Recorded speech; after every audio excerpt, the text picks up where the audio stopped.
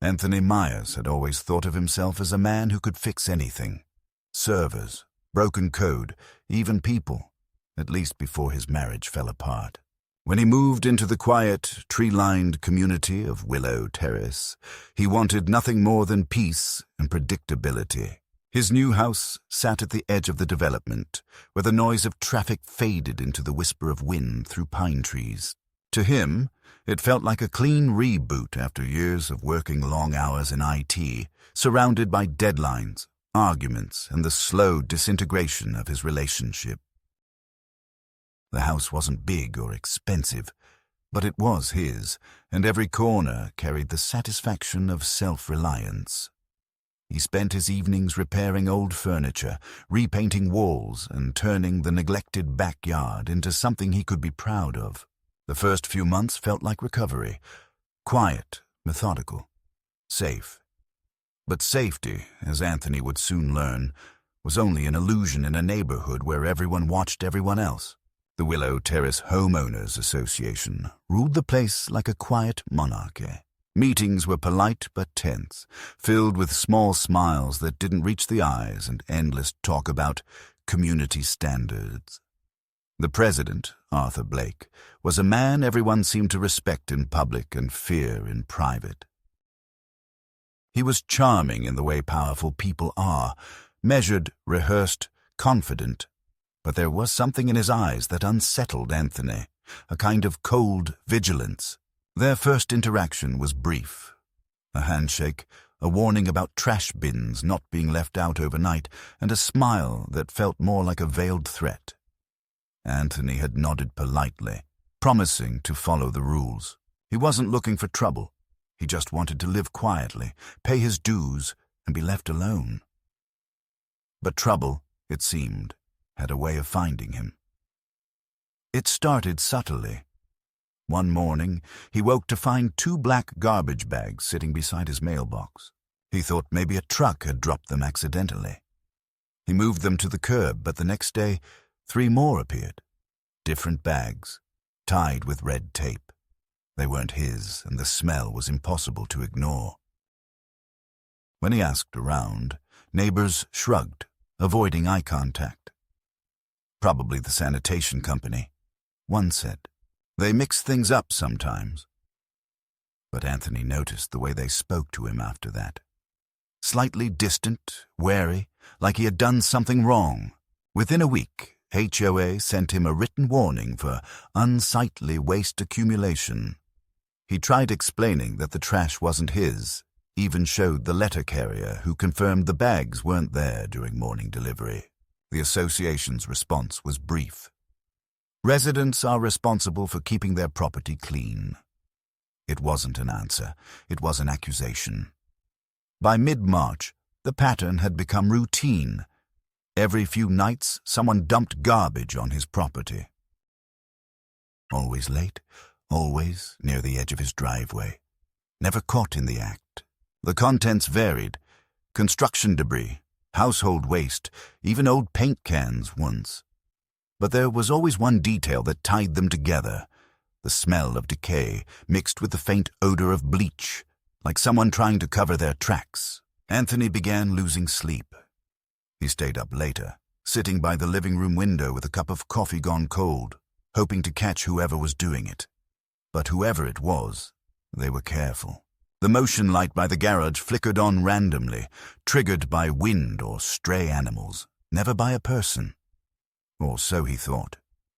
The stress started to eat at him in quiet ways.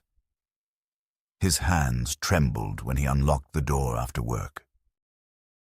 He double-checked the windows, the locks, even the fence latches. He told himself he wasn't being paranoid, that it was logical to be cautious when someone was trespassing, but the isolation began to grow. His few attempts to talk about it with neighbors only made him more of an outsider. They exchanged knowing glances, said they'd bring it up at the next meeting, but nothing changed. The next notice from the HOA was even sterner, citing repeated violations and hinting at potential fines. That night, Anthony sat at his kitchen table under the dull light of the overhead lamp and realized the absurd truth. He was being punished for someone else's actions. That was when he decided to take control the only way he knew how. Technology had always been his ally, his refuge from human dishonesty. If no one would believe him, he'd let the cameras speak for him. He spent the weekend wiring discrete security systems, motion-activated, night vision-capable, and connected directly to his phone. He didn't tell anyone. He wanted to see for himself, without interference, who was coming onto his land in the middle of the night. When he tested the setup, he felt a flicker of relief, as though order had been restored. But that relief didn't last, because deep down, Anthony already suspected what he was about to find. That the truth wouldn't just expose a trespasser.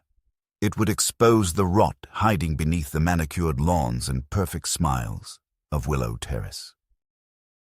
And once seen, it couldn't be unseen. The first time Anthony reviewed the footage, he felt an almost childish sense of excitement, the kind of relief that comes when you're certain you've finally cornered a mystery that's been haunting you. It was a gray morning, the sky swollen with spring rain, and he sat at his kitchen table with his laptop open, the faint hum of the refrigerator the only sound in the room. The video started like dozens before. His driveway bathed in the pale glow of the motion light, the quiet stillness of 2:56 a.m. A cat darted across the screen. A wind gust brushed against the branches of the oak by the gate, and then the camera caught movement. A figure appeared from the shadows, tall, broad-shouldered, carrying 2 heavy garbage bags. The man walked with deliberate care, stopping at the edge of Anthony's property before stepping onto the gravel. He moved like someone who knew exactly where he was going, who'd done this before. When the man turned toward the camera, the faint light of a street lamp illuminated his face. Anthony froze. He replayed the moment again and again, each frame sharpening the truth. It was unmistakable. Arthur Blake, the president of the Homeowners Association, dressed in a dark coat, methodically dumping trash on his property at nearly 3 a.m. Anthony stared at the screen in disbelief. His heart pounded so hard it blurred his thoughts. There was no mistaking it. The squared jaw, the graying hair, the same posture he'd seen at every HOA meeting when Arthur stood at the front of the room speaking about community responsibility and property aesthetics. Now that same man, the one who had fined him twice for leaving his trash bins out past pickup time, was the one sneaking onto his property under the cover of darkness, performing the very act he had publicly condemned. The hypocrisy was staggering, but even more disturbing was the intention behind it. This wasn't random mischief. This was personal. The way Arthur placed the bags, careful, deliberate, like marking territory, made Anthony's stomach turn. He sat back in his chair, running his hands through his hair, trying to make sense of it. Why would the HOA president target him specifically? He wasn't disruptive. He paid his dues on time, kept his lawn trimmed, never broke any rules intentionally. He wasn't rich or influential enough to threaten anyone. Yet somehow he had become the villain in Arthur Blake's carefully curated world of order. Anthony tried to rationalize it. Maybe Arthur was covering up for someone else. Maybe there was a misunderstanding, a strange coincidence. But those excuses evaporated when he watched the footage again. Arthur's car, a dark silver sedan Anthony had seen parked outside every HOA meeting, appeared briefly in the corner of the frame, headlights off, idling by the curb. There was no doubt. This was intentional sabotage. For the next 2 days, Anthony didn't sleep properly. He carried his phone everywhere, replaying the footage until the battery died. Part of him wanted to march straight into Arthur's office at the HOA center and shove the video in his smug face. But another part of him, the cautious and technical part that had served him well in IT, told him to wait, to gather evidence, to be strategic. So he installed 2 more cameras, one facing the back fence and another angled toward the street to catch license plates. If Arthur came back, Anthony would record everything, every step, every detail. And sure enough, he did. 3 nights later, at precisely 3:07 a.m., Arthur Blake returned. This time, he wasn't alone. The second man remained near the sidewalk, glancing nervously around while Arthur dragged another pair of trash bags across the gravel. Anthony zoomed in on the footage and caught a glimpse of the labels. HOA Maintenance Department. His mind reeled. The HOA wasn't just complicit. It was actively participating. Whatever grudge Arthur held wasn't just personal.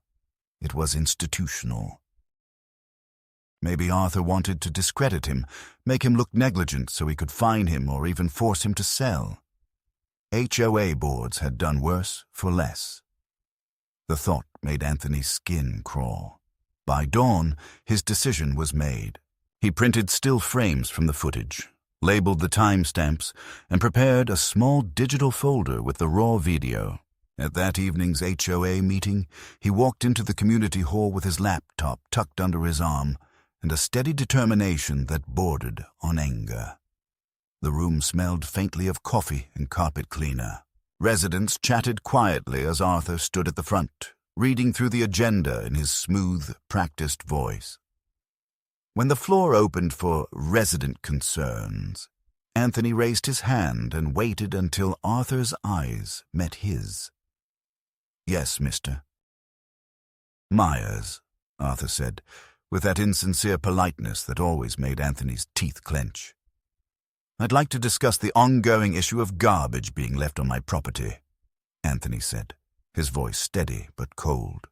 "And I think everyone here should see who's responsible." He turned his laptop around. Pressing play, the video projected onto the small screen in front of the council table, the grainy black and white footage unmistakably showing Arthur dragging the garbage bags under the flicker of the streetlight. For a moment, the room fell silent. Someone gasped quietly. Another resident whispered something inaudible. Arthur's expression didn't change at first, but his knuckles tightened on the edge of the table. "This is ridiculous," he said finally, forcing a short laugh. "That video is edited, clearly manipulated." He glanced toward the other board members, who shifted uncomfortably but said nothing. "You can't just go around spying on your neighbors, Anthony. It's a violation of privacy laws." Anthony's pulse pounded in his ears. "A violation of privacy? You were trespassing on my property at 3 a.m. You dumped trash there for weeks. I have timestamps, motion data, license plate images. This isn't editing. It's evidence." The room erupted into murmurs. One of the board members leaned toward Arthur, whispering urgently. Another resident stood, demanding that the association investigate. Arthur slammed his folder shut and forced a tight smile. "We're done here," he said, his tone suddenly icy. "Mr. Myers, if you believe a crime was committed, I suggest you contact law enforcement. But this meeting will not be hijacked by baseless accusations." Anthony could feel every eye in the room on him as he packed up his laptop, his face burning. He wanted to scream, to call out the cowardice in the board's silence, but he held his tongue. As he walked out of the building, the night air felt heavy, charged with humiliation and fury. He knew Arthur wouldn't stop. If anything, this confrontation had only escalated the situation, and he was right. The next morning, a notice appeared taped to his front door. "Resident violation. Unauthorized surveillance of community members. Fine. $500. It was signed by Arthur Blake himself. For a long moment, Anthony stood there on his porch, staring at the paper flapping gently in the wind. The rage that had been simmering quietly inside him finally solidified into something sharper, resolve. They wanted to silence him, make him doubt what he'd seen, but technology didn't lie, and neither would he. Arthur had underestimated the one thing Anthony had always excelled at: exposing the truth, no matter how deep someone tried to bury it. The next step wasn't about revenge anymore. It was about survival, and the simple, burning need to make the man who destroyed his peace answer for it in front of everyone who once worshipped him. Anthony woke the next morning to a strange stillness, the kind that follows a storm before anyone realizes how much damage has been done. The HOA meeting from the night before replayed in his mind like a looping nightmare. Every smirk, every dismissive glance, every carefully chosen word from Arthur Blake echoing in the silence of his kitchen. The notice was still taped to his front door, its bold red letters screaming "violation" at him every time he passed by the window. He hadn't torn it down yet, not because he accepted it, but because he wanted to see it, wanted to remind himself that he wasn't imagining things, that this was real and deliberate. As he sipped his coffee, the bitterness tasted almost metallic. His phone buzzed with a string of messages from neighbors, some anonymous, others from numbers he vaguely recognized. Most were cautious, sympathetic even. "You really shouldn't have done that publicly. Arthur can make things difficult for you. Maybe just apologize and let it go." A few, though, were cruelly blunt. "Crazy to spy on people. You'll be out of the neighborhood by summer. Nobody likes a troublemaker." By noon, he realized that Arthur had moved faster than he could have imagined. The HOA website had already been updated, listing Anthony as being under review for conduct violations. Someone had posted a photo of him from the meeting, mid-sentence, looking intense and unflattering, under a thread titled, "The Guy Who Filmed the President." It was surreal. He'd become a pariah overnight. When he walked down his driveway to collect the mail, a mother walking her dog crossed to the other side of the street without a word. Two teenagers on bicycles laughed as they passed, whispering something that made his chest tighten.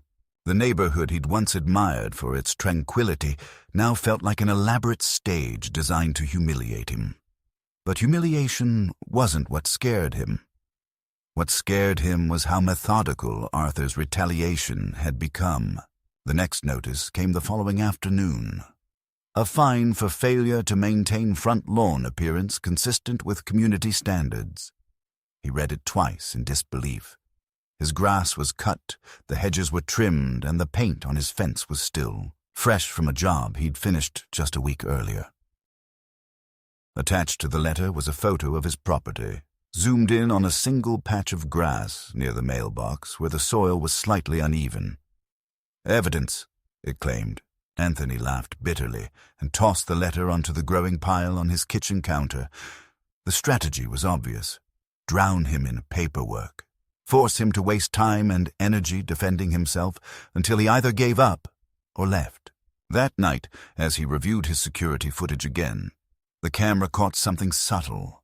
A figure standing on the sidewalk across the street, not moving, just watching. The timestamp read 1:48 a.m. The man was too far away for the face to be clear, but the outline was familiar. Broad shoulders, slightly hunched posture, the same dark coat. Arthur. Anthony leaned closer, playing the clip in slow motion. The figure stood there for nearly 6 minutes, staring directly at his house, before turning and walking away. No trash this time. No vandalism. Just a silent message that said, "I can come here whenever I want." He reported the incident to the local police the next morning, but the officer at the desk barely looked up from his monitor. "If there's no damage or direct threat, there's not much we can do," he said with mechanical detachment. "It's private property dispute stuff. Maybe talk to your HOA." Anthony almost laughed at the irony. He left the station with a sick sense of futility, realizing that the very system meant to protect him didn't want to get involved. Arthur had chosen his battleground well, a maze of rules, bylaws, and bureaucratic indifference. Days blurred into a tense routine. Every morning brought new letters, warnings, fines, and one particularly absurd notice accusing him of operating surveillance equipment without authorization. His lawyer, a soft-spoken woman named Melissa Hart, tried to reassure him, "They're baiting you," she said over the phone. "They want you to react emotionally so they can paint you as unstable. Keep documenting everything. Don't confront him again without counsel present." Her calm voice helped, but only for a moment. Anthony could feel the isolation closing in, a tightening circle of suspicion. Then, late one evening, his camera caught something different. Not Arthur this time, but a pickup truck pulling up to the curb outside his property. Two men got out, lifted several black bags from the truck bed, and began dumping them near his driveway. When the motion light turned on, one of them glanced directly into the camera. A stranger's face, expressionless, professional. Within a minute, they were gone. When Anthony checked the footage frame by frame, he noticed the emblem on the truck's door, a small logo of a local waste management company. He called the company the next morning, demanding to know why their employees were leaving trash on private property. The receptionist stammered, checking records, then quietly admitted that the work order came directly from the Willow Terrace HOA Maintenance Division. That was the moment something inside Anthony shifted. The fear that had followed him for weeks burned away, replaced by a kind of cold precision. This wasn't just harassment. It was organized, planned. Arthur was abusing his power not only to intimidate him, but to humiliate him in a way that looked bureaucratically legitimate.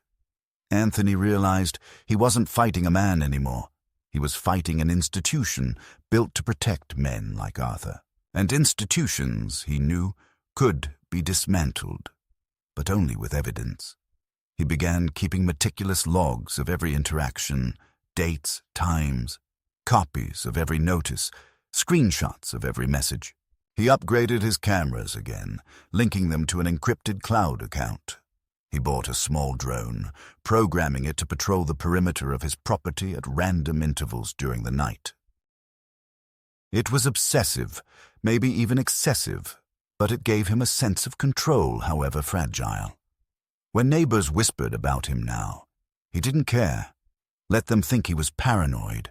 Let them think he was crazy. At least he was awake to the truth, while the rest of them slept under Arthur Blake's polished lies. A week later, as he reviewed the latest footage, he found something that made his hands tremble. Not from fear, but from vindication. One of the men from the waste truck had returned, this time alone. He carried a clipboard, walked up to Anthony's porch, and took several photos of the house. Then he slipped an envelope into the mailbox before driving off. Anthony opened it to find another violation notice, accusing him of harassment of HOA contractors. It was absurd, almost comical, but at the bottom of the letter was a signature that made him pause. Not Arthur's, but that of the HOA vice president. A man named Raymond Kerr. Attached to the letter was a copy of Anthony's own security footage, grainy and edited, showing him standing outside his house during one of the previous trash incidents, as if implying he had placed the bags himself. Anthony stared at it for a long time, feeling the air drain from the room. They had accessed his footage. His system had been hacked or infiltrated. The irony wasn't lost on him. The IT expert, the man who prided himself on security, had been outplayed in his own domain. But as the shock faded, another realization settled in. If they were resorting to falsifying evidence, it meant they were scared. The footage he had, the unedited version, was powerful enough to make them desperate. He looked at the clock, then at the folder on his laptop labeled HOA Recordings. Tomorrow, he would take it all to someone who couldn't be silenced or manipulated. Not the police this time, the press. Arthur Blake had built his empire of control on secrecy, and Anthony was about to drag it into the light. The following morning dawned grey and damp, the kind of morning that seemed to carry a warning in its stillness. Anthony hadn't slept at all. He had spent the entire night cross-referencing files, checking metadata, and rewatching every second of footage to make sure there were no gaps or tampering. The unedited video of Arthur dumping trash on his property was intact. time-stamped, verified, irrefutable. He compiled every piece of evidence he'd gathered over the last month, arranging it chronologically, building what felt less like a complaint and more like an indictment. His laptop screen glowed coldly in the early light, the digital folder labeled HOA, Truth, sitting like a live grenade on his desktop. He knew that once he released it, there would be no going back. This wasn't just about property violations anymore. It was about a man with power who had turned a community into a private fiefdom and a system too complicit or afraid to stop him. By mid-morning, Anthony sat across from local journalist Lydia Perez in a small cafe downtown. She was younger than he expected, with a calm, analytical presence and eyes that seemed to absorb every detail. He'd reached out to her after reading one of her investigative pieces on municipal corruption, and to his surprise, she had agreed to meet almost immediately. "You said you have evidence of misconduct within a homeowners association?" she asked, her voice measured but curious. Anthony nodded, sliding the flash drive across the table. "Not just misconduct," he said quietly. "Abuse, harassment, fraud. The president of the HOA has been using his position to target me and probably others. I caught him on video dumping trash on my property. When I confronted him, he retaliated. Fines, false violations, even fabricated evidence. They hacked my cameras to make me look guilty." Lydia raised an eyebrow but didn't interrupt, waiting as he continued. "The system protects him. The police won't intervene because it's civil. The HOA board is under his thumb. I need someone outside their reach." Lydia plugged the drive into her laptop, her fingers tapping rapidly as the files opened. For several minutes, neither of them spoke.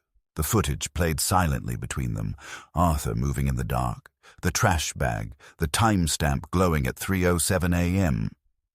Lydia replayed it twice, zooming in, examining every frame with an almost forensic precision.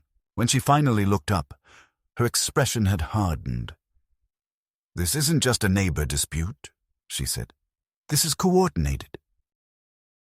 "If what you're saying about the edited footage and false fines is true, then your HOA might be violating both privacy and property laws. They could face serious legal consequences." She closed the laptop and met his eyes. "I'll verify everything, but if this holds up, we'll publish. You need to be ready for the fallout." The word fallout echoed in Anthony's mind long after he left the cafe. He was prepared for backlash. He'd already lived through isolation, threats, and humiliation, but hearing it spoken aloud made it feel heavier. Still, as he drove back through the suburban streets of Willow Terrace, something in him felt lighter for the first time in months. He wasn't alone anymore. Someone was finally listening. He parked in his driveway and noticed that his mailbox flag was up. Inside, another envelope waited. White, official-looking, sealed with the HOA crest.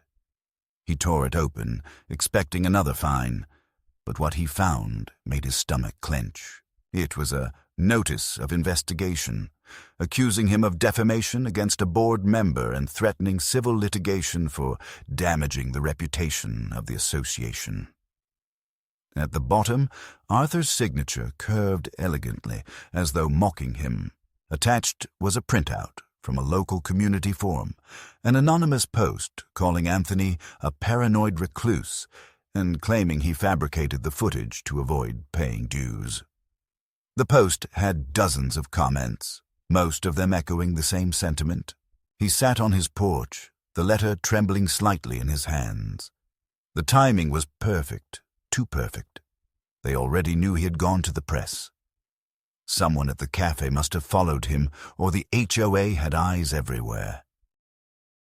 The realization was chilling, but clarifying. They weren't just fighting back. They were panicking. That evening, Lydia called. Her voice was steady, but he could hear the tension beneath it. "Anthony, I checked the county's public records," she said. Arthur Blake has been filing maintenance reimbursements and property citations under multiple names. There are financial discrepancies. Funds listed as waste disposal services that don't exist. I also found 3 other homeowners who've had similar complaints about unexplained fines and harassment, but none of them pursued it. 2 of them moved away. Anthony gripped the phone tighter. So it's not just me. No, Lydia replied. It's a pattern. I've reached out to a legal consultant who specializes in HOA fraud cases. If we can connect your footage to the financial evidence, we'll have enough for a public exposé. But you need to be careful. Don't confront him again. Don't talk to anyone from the board. Let me handle the contact. That night, the sense of control he'd regained began to fracture. As rain pattered against the windows, Anthony heard a faint rustling outside, too rhythmic to be wind. He turned off the lights and moved silently toward the front window. Through the slats of the blinds, he saw a figure standing by his fence, flashlight in hand.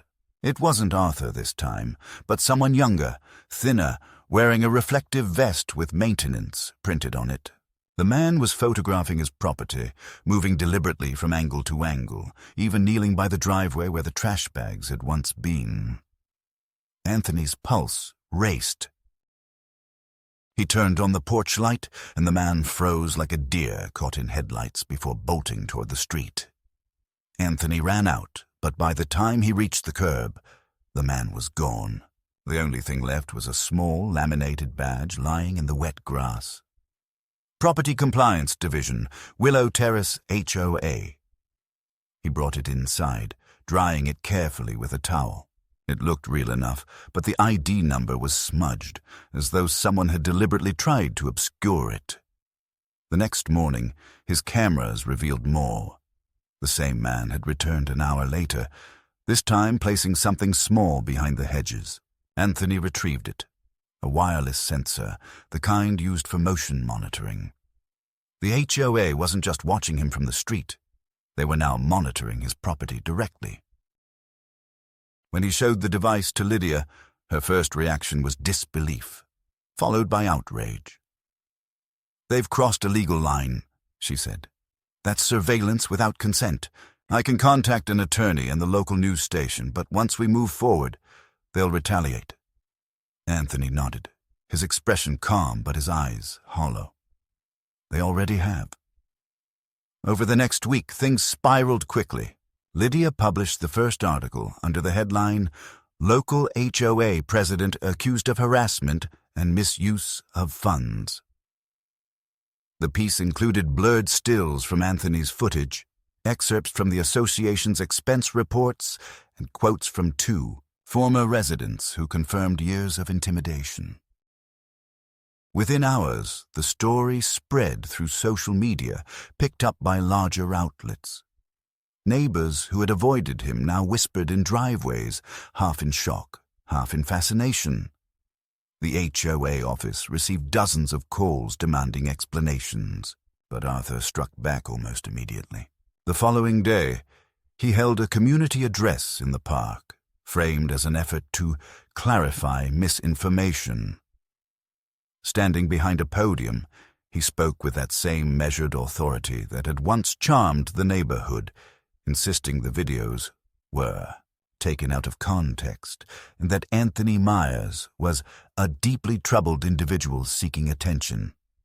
He even presented a forged letter from a supposed contractor witness, claiming the trash disposal was part of an approved project. Watching the live stream from home, Anthony felt the familiar mixture of fury and disbelief. The man was unraveling, but he was doing it with such confidence that people wanted to believe him. His phone buzzed again. It was Lydia. "He's digging his own grave," she said, almost breathless. "We got confirmation from the waste management company you mentioned. They never had a contract with the HOA. Those invoices are fake." She paused. "Anthony, we've also found something else. There's an internal email thread between Arthur and 2 board members discussing how to discredit the subject publicly before the article went live." Someone leaked it to us." Anthony leaned back in his chair, exhaling slowly. The storm was breaking. The narrative was shifting. For the first time in months, he felt like the ground beneath his feet was solid again. Still, there was no triumph in his expression, only exhaustion. He knew Arthur wouldn't go down quietly. Men like him rarely did. As he stared at the flickering screen, a strange calm washed over him, the kind that comes not from peace, but from clarity. He wasn't just a target anymore. He was a witness, and the story he carried was no longer his alone. It belonged to every neighbor who had been silenced, every voice the HOA had buried under paperwork and fear.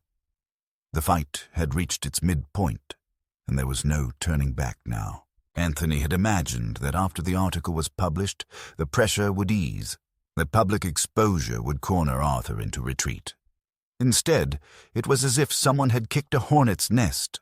The days that followed were a blur of phone calls, emails, and subtle acts of hostility that made him realize the HOA wasn't just defending itself, it was fighting for survival. His driveway became a battlefield of quiet intimidation. Anonymous letters appeared in his mailbox, calling him a liar, a parasite, an attention-seeking fraud. Someone spray-painted the words, "Traitor to the community," in white across the curb near his house. Each time he filed a report, the police treated it as a nuisance, telling him it was probably teenagers or neighborhood backlash. They didn't want to be involved. Everyone seemed to think he had provoked this and deserved whatever came of it. Even the few neighbors who had once nodded politely now turned away when they saw him, afraid that a simple greeting could make them targets too. Arthur, meanwhile, had gone from denial to counterattack. He filed a defamation lawsuit against both Anthony and the newspaper, claiming irreparable harm to his personal and professional reputation. It was an absurd, desperate move, but it achieved its purpose. It forced Anthony back into the legal system, a place where the HOA's resources far outweighed his own. His attorney, Melissa, tried to reassure him, reminding him that truth was an absolute defense, but he could see the exhaustion in her eyes as she scrolled through the endless paperwork Arthur's lawyers were flooding them with. Each motion, each filing, each procedural delay was meant to drain him financially and mentally. "They're not trying to win," she told him quietly one afternoon. "They're trying to make you quit." The neighborhood, too, was changing. Security patrols appeared on corners where none had been before, their vehicles emblazoned with Community Safety Initiative logos. It was a show of authority designed to reassert control, but Anthony recognized the timing. It coincided precisely with the escalation of Arthur's legal threats. Every night he watched from his window as the same black SUV idled at the corner, its headlights dimmed. Once, when he stepped outside to confront them, the vehicle rolled slowly away, stopping just beyond the range of his cameras. The next morning, a new HOA notice awaited him on his door. Disturbing piece of neighborhood security personnel. The irony made him laugh bitterly until the laughter turned hollow. Despite the chaos, Lydia's investigation pressed forward. The second article was in progress, this time focusing on the fraudulent financial records and the illegal surveillance equipment found on Anthony's property. She had uncovered bank transfers from HOA accounts to a private company registered under Arthur's wife's maiden name. The sum exceeded $200,000 over 3 years, all marked as community maintenance expenditures. The story would have been enough to destroy him if it weren't for what happened next. One evening, as Anthony reviewed his footage before bed, the screen flickered. For a brief second, every camera feed turned to static, then resumed. When he checked the logs, he saw that the signal interruption had come from a local network address. Someone nearby had accessed his system. He ran a trace and discovered the source, a router located in the HOA's administrative office. It was confirmation that they had been inside his network all along, monitoring him, perhaps even editing or deleting files when necessary. The implications were staggering. When he told Lydia, she fell silent for several seconds before speaking. "That's corporate-level intrusion," she said finally. "They're not just retaliating, they're covering a trail. I think Arthur's tied to something larger than just this neighborhood." Her words sent a chill through him, but they also hardened his resolve. He'd spent months defending himself, proving he wasn't crazy, that he wasn't fabricating the story. Now he saw the full scope of the rot that Arthur represented. This was no longer about a single corrupt HOA. It was about the small, invisible systems that people like Arthur built to control others, quietly, legally, mercilessly. 2 nights later, the threat became physical. Around midnight, Anthony woke to the sound of shattering glass. He bolted upright, heart pounding, and grabbed the baseball bat he kept by his bed. When he reached the living room, he saw the source. A rock had been hurled through his window. Attached to it was a note scrawled in black marker. "Drop it or you'll wish you had." He turned on the exterior lights, but the street was empty. His cameras had caught nothing. The feed had cut out 5 minutes before the attack. Whoever did it knew exactly how to blind the system. He called the police again, but by the time they arrived, the evidence was gone. The officer's expression was weary, almost irritated. "You're stirring up a lot of trouble, Mr. Myers," he said. "Maybe it's time to move." Anthony wanted to scream, to shake the man until he understood that moving wasn't an option, that letting people like Arthur win was how this kind of corruption thrived. But he only nodded and closed the door, realizing that he truly was on his own. The following morning, his phone buzzed with a message from Lydia. "We got him." Attached was a leaked audio file. Arthur's voice, unmistakable, caught during a call with a waste management contractor. "Make sure it's on his property," Arthur said in a low, controlled tone. "He's too proud to admit fault. When we find him again, he'll fight, and when he fights, we can remove him for non-compliance." "Simple." The contractor laughed nervously, asking, "What if he finds out?" Arthur's reply was chilling in its calmness. "Then he'll understand what happens when you embarrass the board."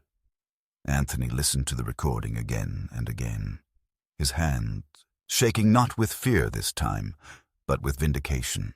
It was the proof he'd been waiting for, the undeniable connection between Arthur's authority and the harassment campaign.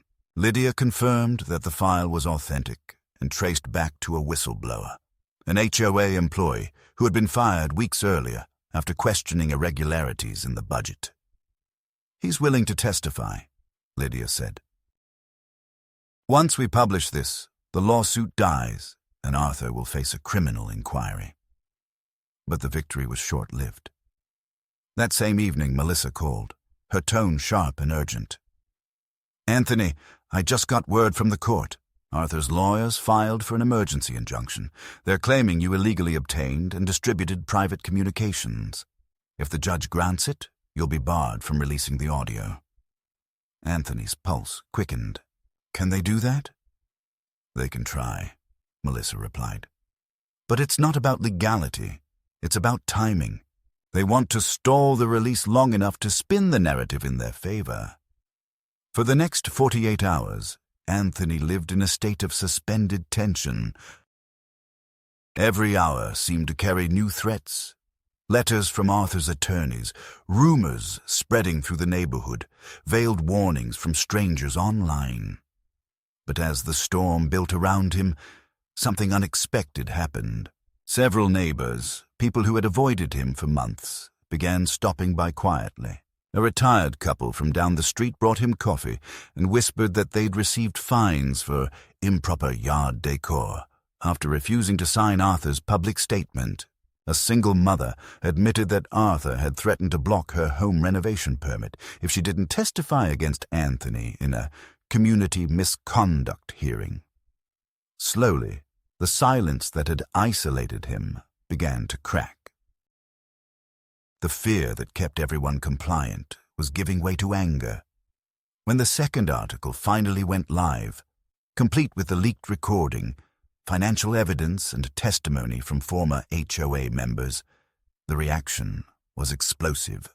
Local television picked up the story, and within hours, the county inspector's office announced a full audit of Willow Terraces Association. Anthony stood in his living room, surrounded by the remnants of shattered glass, watching the news anchor read Arthur's name aloud with the word investigation beside it. For the first time, the balance of power shifted. Arthur's smile, once omnipresent, had vanished from the community bulletins. But Anthony knew this wasn't the end. He could already sense the next move forming, the desperate, violent retaliation of a man who had built his life on control and now saw it slipping through his fingers. The war was no longer being fought in the dark corners of a quiet neighborhood. It was out in the open now, and there was no going back to peace. The morning of the hearing arrived with an eerie calm that didn't belong to a day like this. The clouds hung low over the courthouse, heavy and unbroken, casting the building in a dull metallic light that made every window look like a mirror. Anthony sat in the back seat of Melissa's car, staring at his reflection in the glass. He looked older than he remembered, his face drawn, his eyes hollow but sharp. Months of tension had carved hard lines across his expression, but beneath the exhaustion was something solid, something unbreakable. Melissa parked in silence, gathering the thick folder of evidence that had consumed their lives for the last 2 weeks. "Once this starts," she said quietly, "he'll try to provoke you. Don't rise to it. Just let the truth speak." Anthony nodded, though his jaw was clenched tight enough to ache. Inside, the hearing room was already crowded.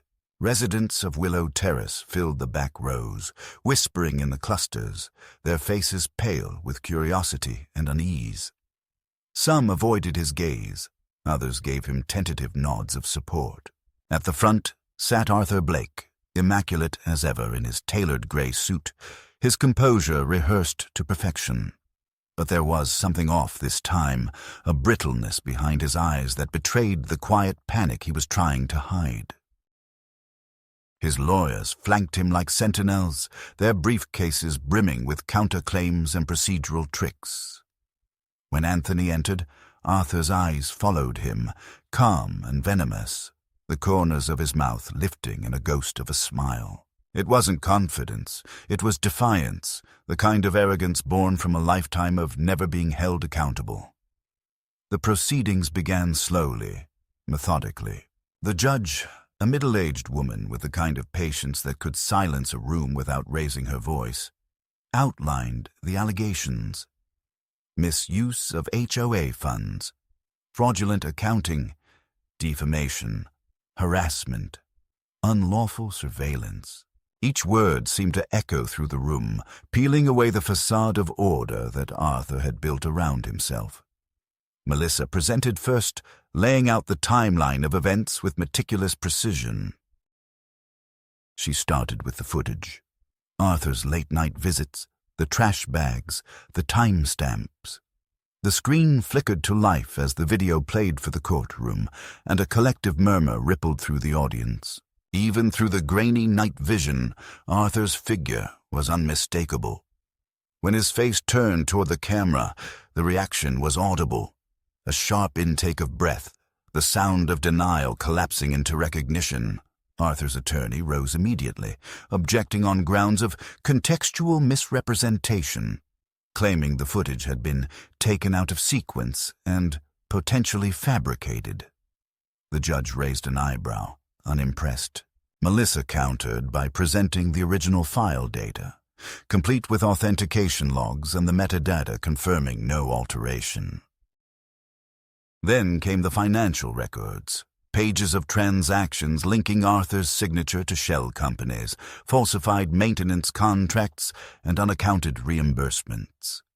Each exhibit landed like a hammer blow, eroding the careful calm from Arthur's face, He still tried to maintain composure, his hand occasionally straightening his tie or adjusting his cufflinks, but the rhythm was gone. When the leaked audio was finally played, the last of his control cracked. The voice filled the room, cold and deliberate.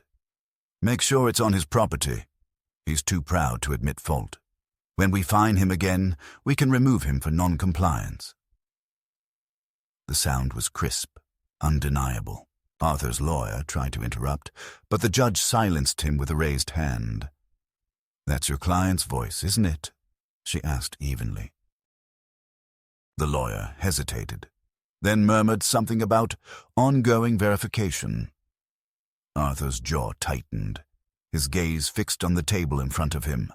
For the first time since this began, he looked small, the grandeur stripped away, leaving only the machinery of his deceit exposed for everyone to see. When it was Arthur's turn to speak, he rose with the slow precision of a man assembling armor he no longer believed in. His voice was smooth at first, the same tone that had once commanded deference at HOA meetings. He spoke of misunderstandings, of administrative errors, of community service unfairly vilified by media distortion. But as he spoke, the room shifted.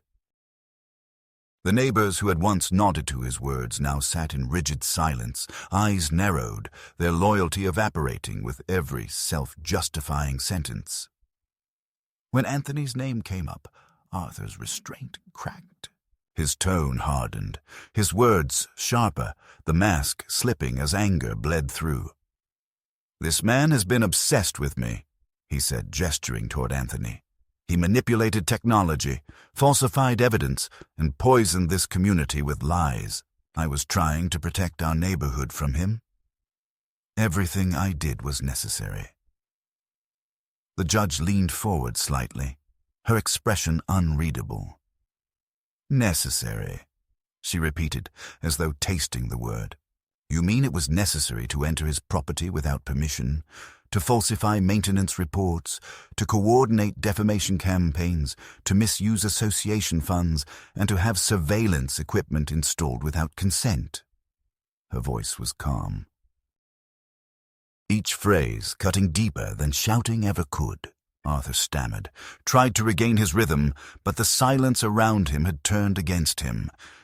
The residents behind Anthony whispered to each other, their voices rising in disgust. Someone muttered, "He ruined people's lives." Another said, "He fined us for no reason." The tide had turned completely. By the time closing statements ended, the outcome was clear. The judge ruled in favor of Anthony, citing overwhelming evidence of misconduct and malicious intent. Arthur Blake was ordered to resign from his position effective immediately and to pay restitution for damages and legal fees. The case would also be referred for criminal investigation, pending review by the district attorney's office. The gavel struck once, final and resonant, and for a moment the entire room seemed to exhale. Arthur didn't move. He sat, staring ahead, his face pale and rigid, the illusion of power finally broken. Outside the courthouse, the sky had cleared, the first rays of sunlight cutting through the fading gray. Reporters gathered near the steps, microphones flashing, questions firing in every direction. Lydia stood among them, her notepad in hand, offering Anthony a small nod that spoke volumes. Gratitude, relief, respect. He gave a faint smile, one that barely reached his eyes, and stepped past the crowd without saying a word. Victory, he realized, didn't feel like triumph. It felt like quiet exhaustion, like standing after a storm and realizing your house is still there, but the windows are cracked and the foundations shifted. He had won, yes, but at a cost that couldn't be measured in fines or verdicts. He had looked into the machinery of small power and seen how easily it corrupted everything it touched. As he walked to his car, the wind picked up, scattering the last fragments of gray across the sky, and for the first time in a long time, Anthony felt something close to peace. Not because the fight was over, but because the truth had finally been spoken aloud. And nothing, not even Arthur Blake, could bury it again. Weeks passed before the neighborhood began to breathe again. The chaos that had once defined every street of Willow Terrace faded slowly, leaving behind a silence that felt both fragile and cleansing. The HOA office, once Arthur's domain, stood dark for days until the county appointed an interim board to audit its operations. Most of Arthur's allies resigned quietly, some citing stress, others simply disappearing from public life. The signs of his reign, his directives, his memos, his rigid community policies, were systematically taken down, replaced by open forums and honest discussions. For the first time since Anthony had moved there, people spoke freely in their own driveways. They talked about the years of fear, of fines issued for imagined violations, of whispers that had divided neighbors against each other. It was as though a spell had been broken. Anthony stayed out of the spotlight. He avoided the cameras and declined every invitation for interviews, letting the story live its own life without him. The reporters still came for a while, hoping for follow-up quotes, but he had nothing left to say. His victory had already been public, and anything beyond that felt unnecessary. Instead, he turned inward, reclaiming the small rituals of a normal life. Fixing the broken window, repainting the porch, tending to the garden that had been neglected for months. The house, once a place of anxiety and sleepless nights, began to feel like a home again, yet the scars remained. Every time he passed the spot where the trash had been dumped or saw the faint discoloration on the curb where graffiti had once glared, he felt a quiet tremor of memory. Winning had not erased the damage. It had only given it meaning.